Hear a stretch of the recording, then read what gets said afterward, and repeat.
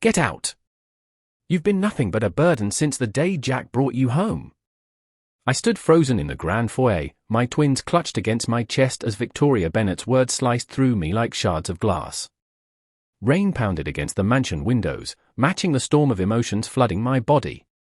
Just 3 weeks after burying my husband, and here I was, being thrown out by the people who were supposed to be my family. Please, I whispered, my voice breaking.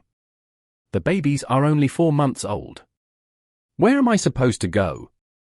Richard Bennet, my father-in-law, stepped forward, his expensive suit impeccable as always, his face a mask of cold indifference. That's hardly our concern, Myra. This house belongs to the Bennet family. You were merely here on Jack's charity. Emma whimpered against my shoulder, sensing my distress. Noah was mercifully asleep.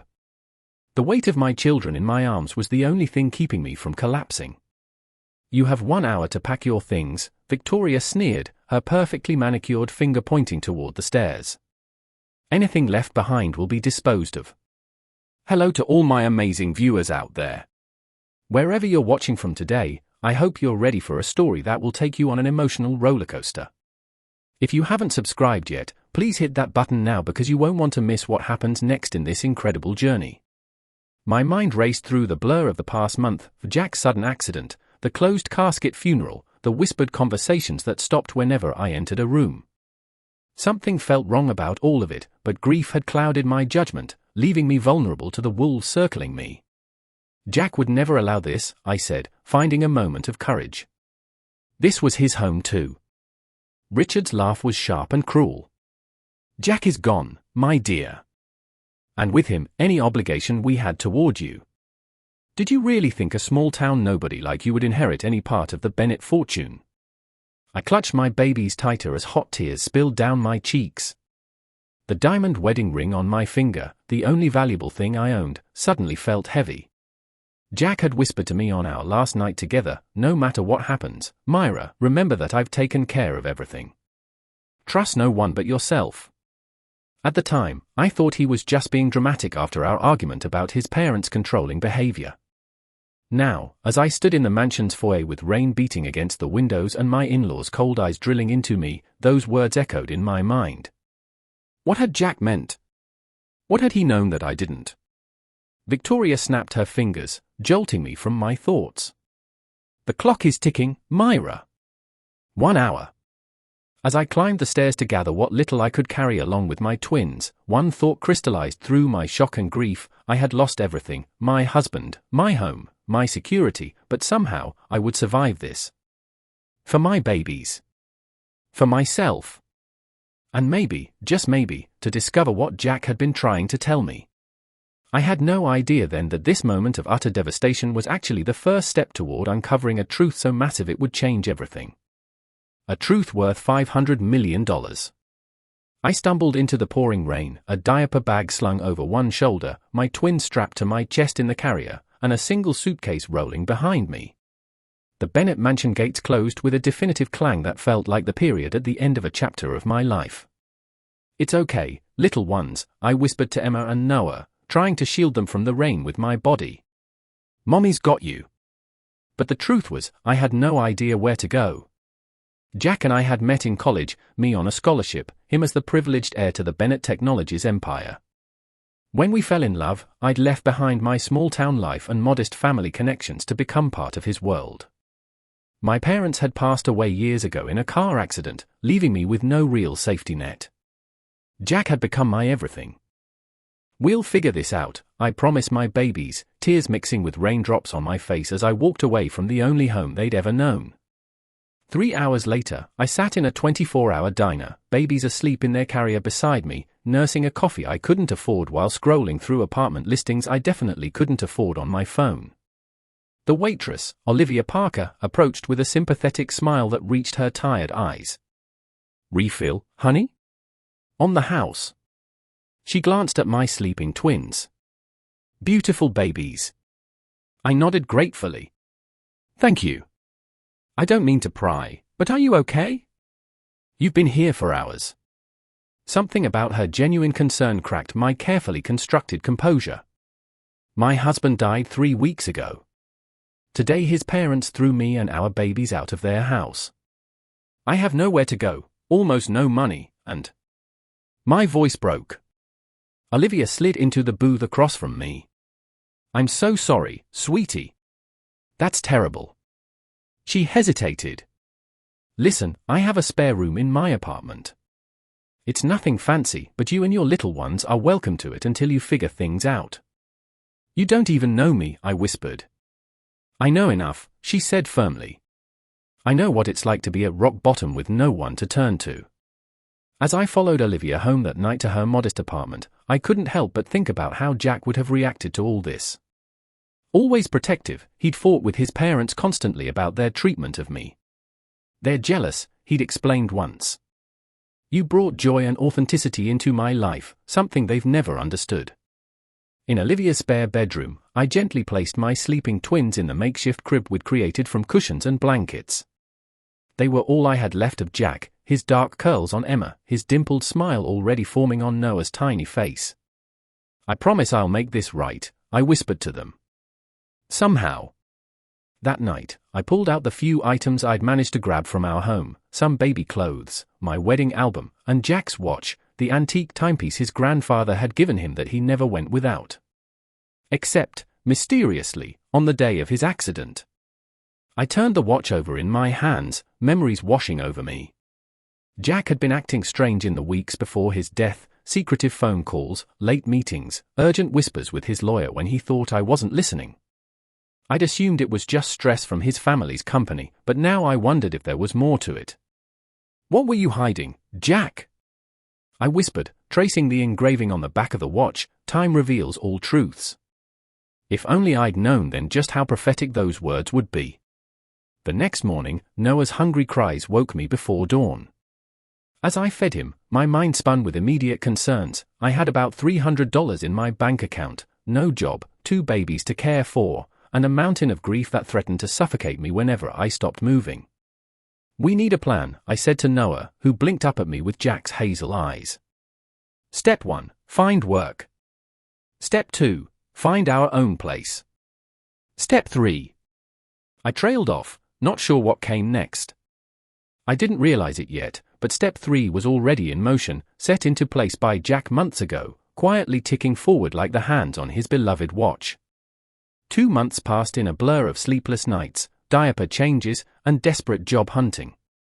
Olivia had been my saving grace, watching the twins when she wasn't working so I could pick up shifts at the diner and a local grocery store. Between the 2 jobs, I was barely making enough to start saving for a tiny apartment of my own. You're a natural, Mr. Rodriguez, the grocery store manager, told me as I efficiently restocked the produce section. Keep this up, and I might be able to offer you more hours next month. I smiled gratefully, though my body ached with exhaustion. I'd lost weight I couldn't afford to lose, my clothes hanging loosely on my frame. But the twins were thriving, and that was all that mattered. That afternoon, I was halfway through my shift at the diner when the bell above the door jingled. I didn't look up immediately, focused on balancing plates for table 7. Excuse me, I'm looking for Myra Collins. Something about the authoritative voice made me turn. A tall woman in an impeccable charcoal suit stood at the counter, her dark hair pulled back in a sleek bun, sharp eyes scanning the diner. That's me, I said cautiously, setting down my tray. The last time someone had come looking for me, it had been Richard Bennett's personal assistant demanding I sign away any claim to Jack's personal effects. The woman's eyebrows rose slightly. I'm Eleanor Stark, from Whitman & Associates law firm. She glanced around the busy diner. Is there somewhere private we could speak? My stomach knotted. My break's not for another hour. This can't wait, she insisted, her voice dropping. I've been searching for you for weeks. It's about your husband, Jack Bennett. Olivia appeared beside me, as if sensing my distress. Take 15, Myra. I'll cover your tables. In the cramped break room that smelled perpetually of burnt coffee, Eleanor Stark placed a sleek leather briefcase on the wobbly table.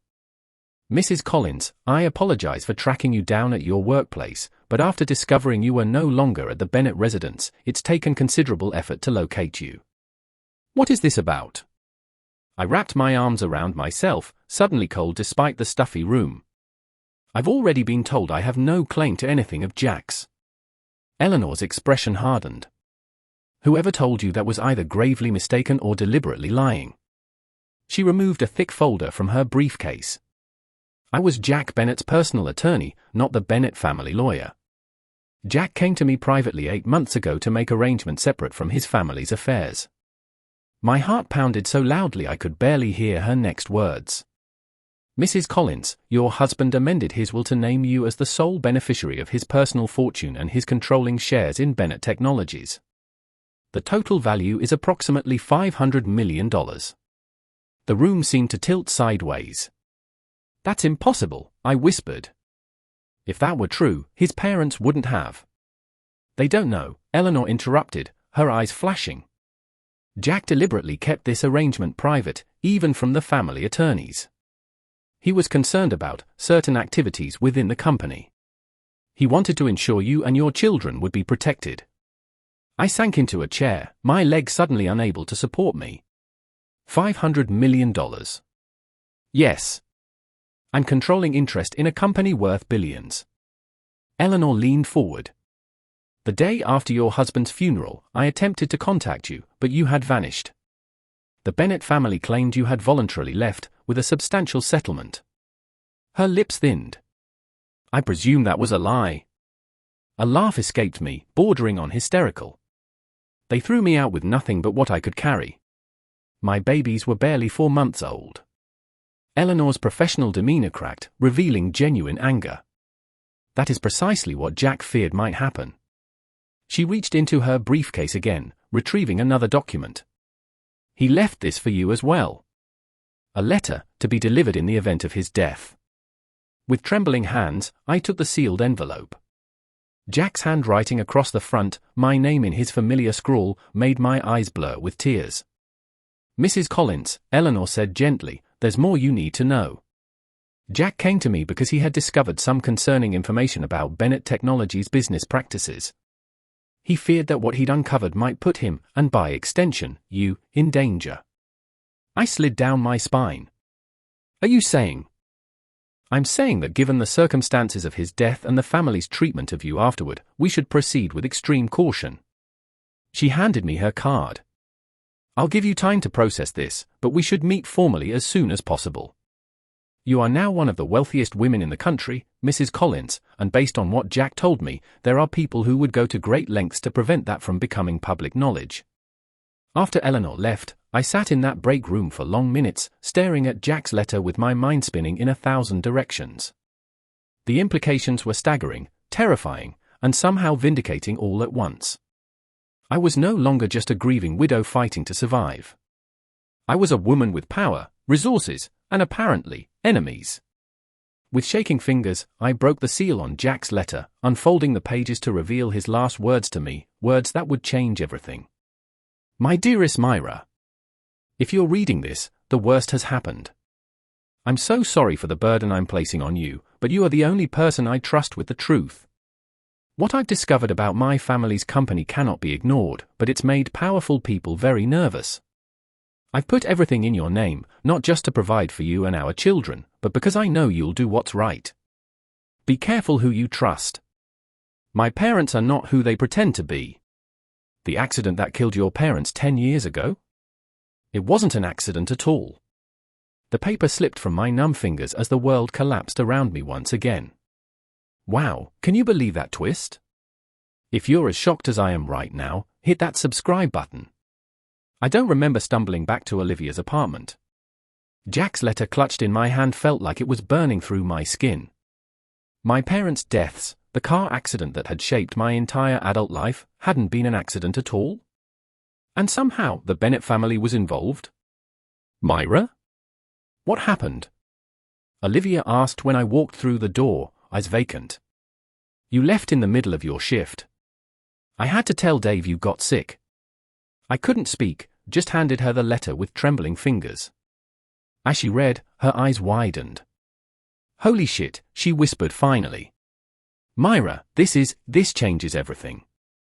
How do I even begin to process this? My voice sounded distant, like it belonged to someone else. My husband's family killed my parents. And now I'm supposed to take control of their company.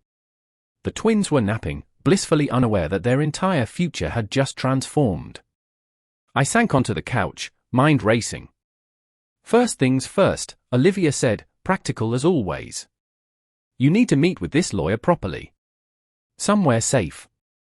The following morning, I called Eleanor from a payphone several blocks away, paranoia seeping into my bones. Mrs. Collins, Eleanor greeted me. I've been expecting your call. I need answers, I said, my voice steadier than I expected. About everything. My parents, Jack's death, all of it. Not over the phone, she replied quickly. Meet me at the Westlake Botanical Gardens. The Japanese Pavilion. 2 hours. The gardens were public enough to be safe yet private enough for conversation. I arrived with the twins in their stroller, scanning every face, jumping at shadows. Eleanor was waiting, elegant as before but with a tension around her eyes that hadn't been there yesterday. Thank you for coming. I see you read the letter. Is it true? I demanded. About my parents. She gestured for us to walk. Jack began investigating Bennett Technologies' chemical division about a year ago. He discovered they had been covering up toxic waste dumping at several sites. One was near your hometown. My stomach lurched. The river where everyone fished. Eleanor nodded grimly. When your parents threatened to go public with water test results, there was an intervention. Jack found documentation suggesting the brake lines in your parents' car were tampered with. Tears burned my eyes as decade-old grief transformed into fresh rage. And Jack? Was his accident really an accident? Her hesitation told me everything. I believe his death warrant was signed the moment he started moving assets into your name, she said quietly. The day before he died, he told me he was going to confront his father with everything he knew. I stopped walking, suddenly lightheaded. So they killed him too. We can't prove it, Eleanor cautioned. But the timing is concerning. For several minutes, we walked in silence, the weight of these revelations pressing on my chest until I could barely breathe. What do I do now?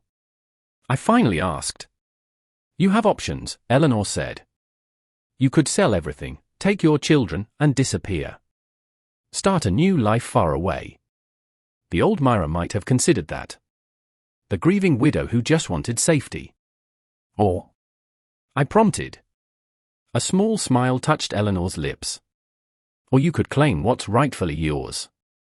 Take control of Bennett Technologies. Find the proof Jack was looking for. And bring his killers to justice. They'd never accept me running the company, I said. They don't have a choice. With Jack's shares, you own 51% of voting rights. Eleanor reached into her bag and handed me another folder. I've prepared the initial paperwork.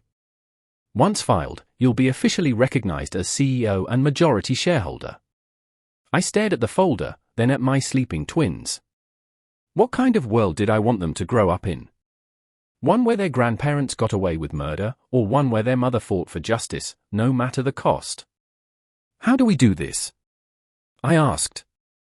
Carefully, Eleanor replied. The moment we file these papers, the Bennett family will know. They'll come at you with everything they have. We need to be prepared. Over the next week, we worked tirelessly to prepare. I took a leave of absence from my jobs, telling everyone I needed time with my babies. Eleanor arranged secure temporary housing in a luxury apartment building with discreet security. I spent hours reviewing company documents, learning about Bennett Technologies' structure, and preparing for the battle ahead. Tomorrow morning, Eleanor said during our final planning session, the paperwork will be filed with the corporate registry. By noon, Richard Bennett will know that his daughter-in-law now controls his company. That night, I couldn't sleep. I sat by the window of our new apartment, watching the city lights and thinking of Jack. Had he known he was risking his life by confronting his family? Had he realized what a burden he was placing on me? I miss you so much, I whispered to the night sky. But I promise you, I will finish what you started. My phone buzzed with a text from an unknown number. Check the news.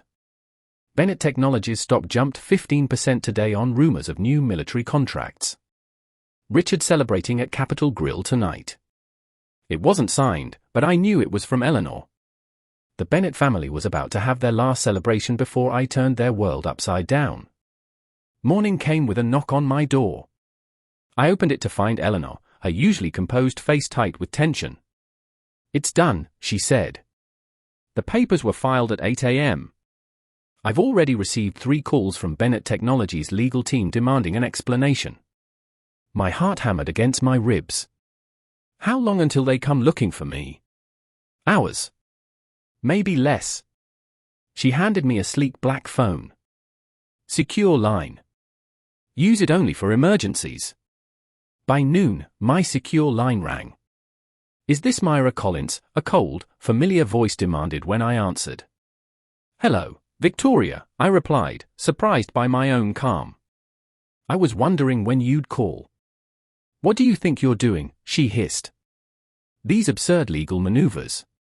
"They're not absurd, they're entirely legal," I corrected her. "Jack left everything to me. The shares, the voting rights, everything."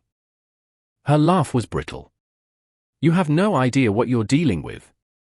You're a waitress. A nobody. You can't run a multi-billion-dollar company." "Maybe not," I agreed. "But I can certainly decide who does." Starting with a full audit of the chemical division and its waste disposal practices over the past 15 years. The silence that followed told me I'd struck a nerve. "You don't want to do this," Victoria said finally, her voice low and dangerous. "For your children's sake." I shot through my veins at the thinly veiled threat. "Are you threatening my babies, Victoria?" "Because that would be incredibly unwise." "Richard wants to meet," she said, changing tactics. "To discuss terms." "The Capitol Grill." 8 o'clock, I said, naming the restaurant where I knew Richard would already be celebrating tonight. "Tell him to come alone." After hanging up, I turned to Eleanor, who had been listening to my side of the conversation. "You're playing a dangerous game," she warned. "No," I corrected her, steel entering my voice. "They played a dangerous game when they killed my parents. They played a dangerous game when they killed my husband. They played a dangerous game when they threw me and my children onto the street." I checked my reflection in the mirror, straightening my shoulders. Now it's my turn to play. With Eleanor's help, I transformed myself for the meeting. Gone were the worn jeans and tired eyes of the struggling waitress. In her place stood a woman in a tailored black dress, her hair swept up elegantly, her expression determined. "The car is waiting downstairs," Eleanor said. "Are you sure about this?" I looked at my sleeping twins one last time before leaving. More sure than I've ever been about anything. As my car pulled up to the Capitol Grill, I took a deep breath. In a few minutes, I would face the man who had likely ordered the deaths of both my parents and my husband. The man who had thrown me and my babies out without a second thought. But I wasn't afraid anymore. I was ready. The Capitol Grill hummed with power and privilege. I spotted Richard immediately at a corner table, nursing a scotch, his face a mask of controlled fury. When he saw me approach, shock flickered across his features before settling back into cold contempt. "You clean up well," he remarked as I took the seat across from him. "Though you're still out of your depth." "I think we both know that's not true anymore," I replied, signaling the waiter for water. "I own controlling interest in your company now." "That makes me your boss, Richard." He leaned forward, lowering his voice. "What do you want? Money? Name your price." "I want justice for my parents." "For Jack." I matched his posture. "I know about the chemical dumping. I know about the cover-up." Richard's expression didn't change, but a muscle twitched in his jaw. "You have no proof." "Jack found proof. That's why he's dead, isn't it?" Before he could respond, his phone buzzed. He glanced at it, then back at me with narrowed eyes. "Excuse me a moment." As he stepped away to take the call, I noticed a familiar face at the bar, Victoria's brother, Samuel. My instinct screamed danger. This wasn't a negotiation, it was a trap. I quietly texted Eleanor, "Samuel here too. Something's wrong." Richard returned, his demeanor suddenly different, almost pleasant. "Perhaps we've gotten off on the wrong foot, Myra. Your family, after all. Jack would have wanted us to work together." "Jack's last words to me were warnings about you," I countered. "Ah, but did he tell you everything?" Richard smiled, sliding a folder across the table. "Open it." Inside were photos, dozens of them. Jack with another woman. Intimate photos spanning what appeared to be years. "Her name is Chloe," Richard said softly. "Jack's college sweetheart. They never really ended things, even after he married you." My world tilted sideways. "These are fake. The twins' DNA test results are on the last page," Richard continued. "Jack isn't their biological father, Myra." I stared at the documents, my hands shaking. The test looked official, comparing Jack's DNA to my twins.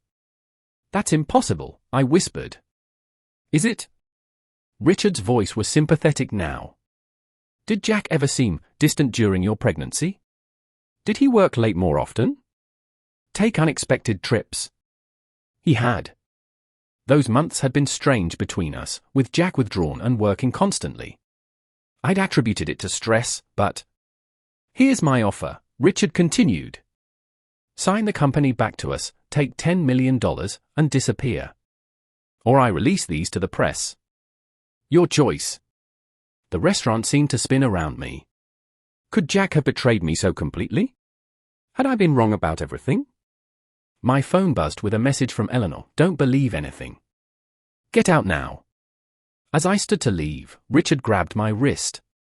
"You have 24 hours to decide, Myra. Or everything comes out, including the fact that you're trying to steal a company from your children's rightful grandparents." I yanked my arm away and walked out on shaky legs. In the car, I collapsed, the folder clutched to my chest. "They're lying," Eleanor said firmly when I showed her. "These can be faked. The DNA test especially." "But what if they're not?" I whispered. "What if Jack really did?" My words were cut short as my secure phone rang, not Eleanor's number, but another I didn't recognize. Mrs. Collins. A man's voice, unfamiliar. "My name is Dr. Landon Reed. I was your husband's friend from medical school. We need to meet immediately." "Why should I trust you?" I demanded. "Because I performed the autopsy on Jack Bennett. The official report was falsified." His voice dropped. "Your husband was murdered, Mrs. Collins. And I can prove it." Eleanor and I exchanged shocked glances. "There's more," Dr. Reed continued. "The Bennett family had Jack's DNA sample switched before the paternity test. Your twins are absolutely his children.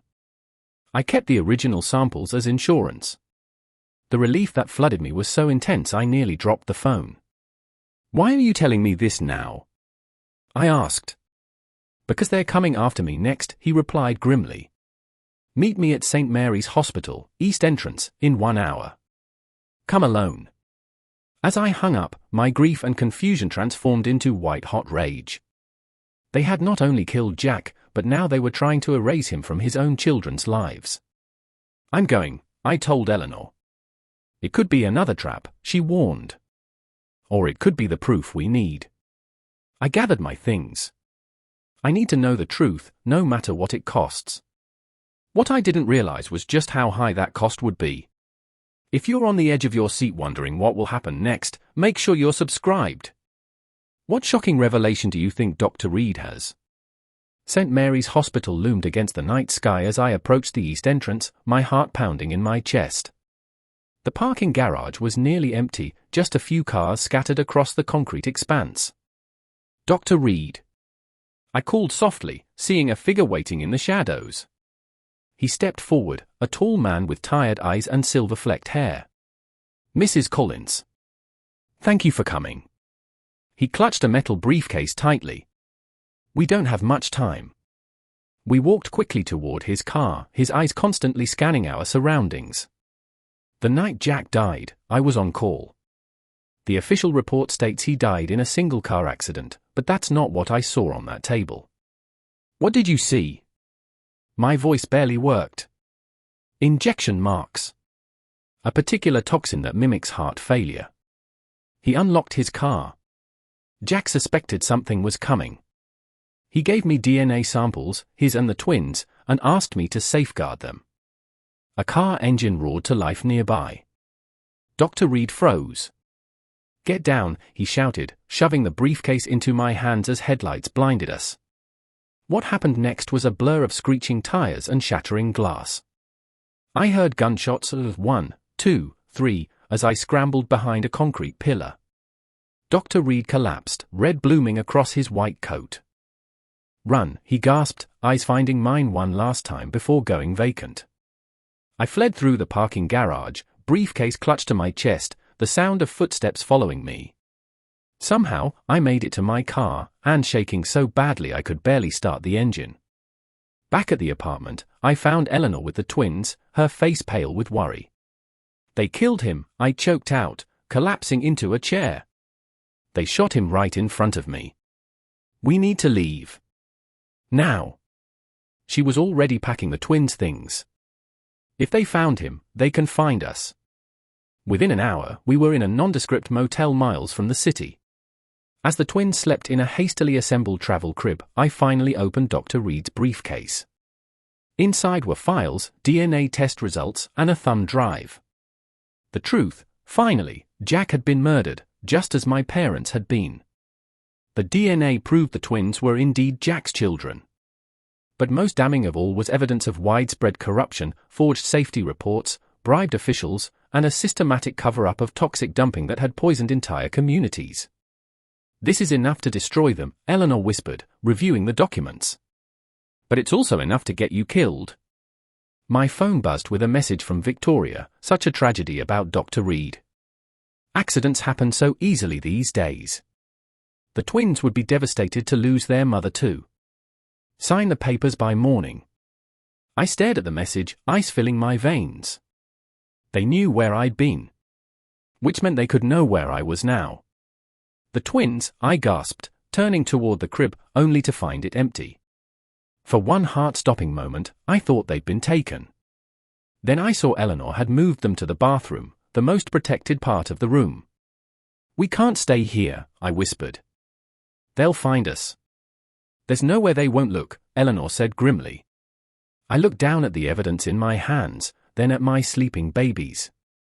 I had everything I needed to destroy the Bennetts, but using it might cost me my children, all their lives. Was justice worth that risk? For the first time since discovering the truth, I truly understood the impossible choice Jack had faced. And in that moment, huddled in a cheap motel with killers hunting us, I had never felt more alone. What do I do? I whispered, more to myself than to Eleanor. Her answer surprised me. What would Jack do?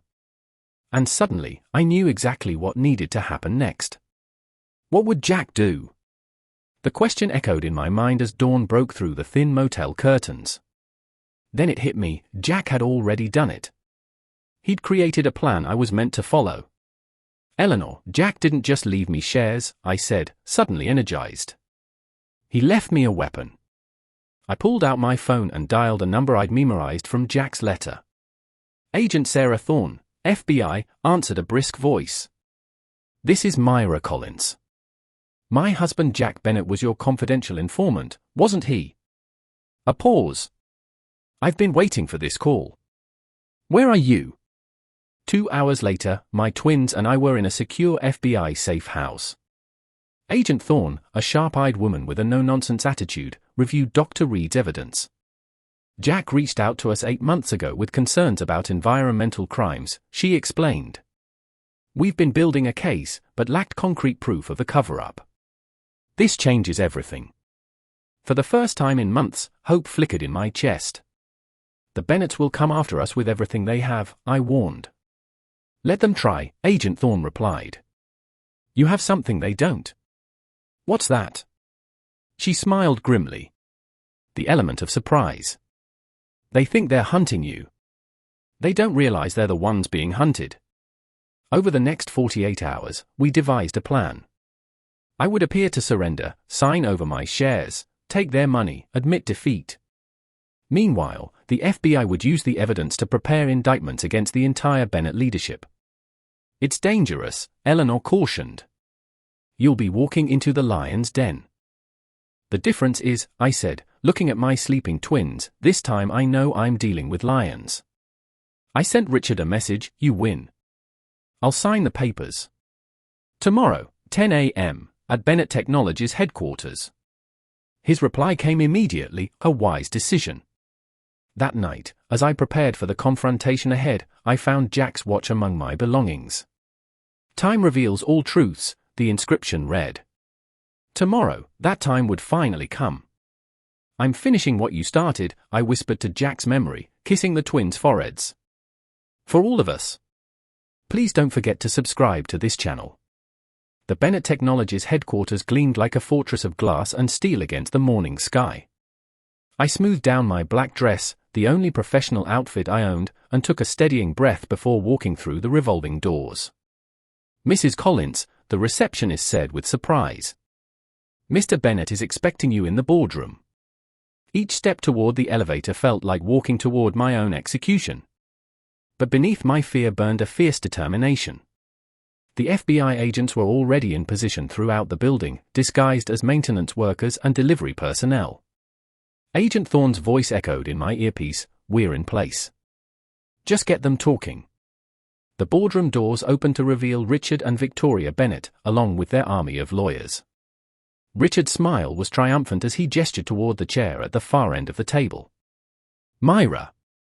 So glad you've come to your senses." I sat down, placing Jack's watch on the table in front of me. "Let's get this over with." Victoria pushed a document toward me. "Sign here. $10 million will be transferred to your account immediately." I picked up the pen, hesitating. "Before I sign, I want to know why. Why did you kill my parents? Why did you kill Jack?" Richard's face hardened. "You're signing away your right to ask questions." "Humor me," I said quietly. "I'm giving you everything you want. The least you can do is give me answers." Victoria and Richard exchanged glances. "Your parents were nobody," Victoria finally said, her voice dripping with contempt. "Just small-town troublemakers who couldn't mind their own business." "And Jack?" I prompted, my finger pressing the almost invisible button on Jack's watch that Agent Thorne had modified. Richard leaned forward. "Jack was weak. Sentimental. When he discovered the environmental reports, he should have handled it quietly, like his grandfather would have. Instead, he threatened to expose decades of company practice. Billions in liability. He would have destroyed his own family legacy." "So you killed him," I said flatly. "We protected the company," Richard corrected. "Just as we're protecting it now by removing you from the equation." I nodded slowly, picking up the pen again. "One last question. The night you threw me out, did you already know about Jack's will? That he'd left everything to me?" Victoria's smile was cold. "Of course we knew. Our lawyers informed us immediately after the funeral. Why do you think we moved so quickly to get rid of you? We needed you desperate and on the streets before you could be found." "Thank you," I said, putting down the pen. "That's all I needed." The boardroom doors burst open as FBI agents flooded in, led by Agent Thorne. "Richard and Victoria Bennett, you're under arrest for conspiracy, fraud, environmental crimes, and the murders of David and Emily Collins and Jack Bennett." The shock on their faces was everything I'd imagined. "You were recording us." Richard sputtered as agents handcuffed him. I held up Jack's watch. Time reveals all truths. As the Bennetts were led away, Victoria turned to hiss at me, "You think you've won? Our lawyers will have us out by dinner."